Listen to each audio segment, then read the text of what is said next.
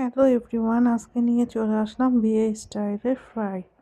এর জন্য আমি পরিমাণ মতো লবণ দিয়ে দিচ্ছি রসুন বাটা, দিয়ে দিচ্ছি আদা বাটা, তারপর দিয়ে দিচ্ছি সামান্য তেল।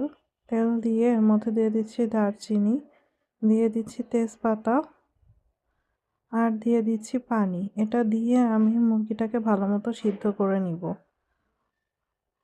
মুরগিটাকে নেড়ে চেড়ে এখন আমি সিদ্ধ হতে বসিয়ে দিব।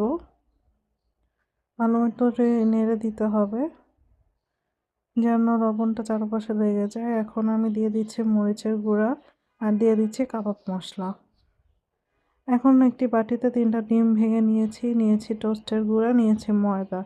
এখন মুরগিটাকে আমি ময়দায় কোটিং করে ডিমে চুবিয়ে নিচ্ছি, তারপর ব্রেড ক্রাম্ব মাখিয়ে নিব।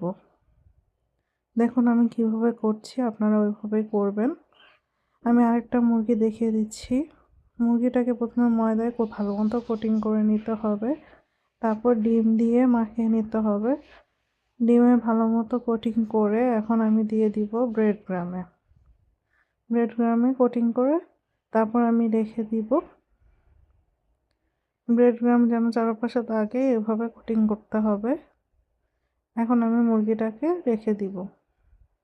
মুরগিটাকে এভাবে রেখে আমি ফ্রিজে রেখে দিব আধা ঘন্টা। এখন আমি ভাজতে চলে যাব। ব্রাউন করে ভেজে নিব। মুরগিটা রেডি হয়ে গিয়েছে। ধন্যবাদ।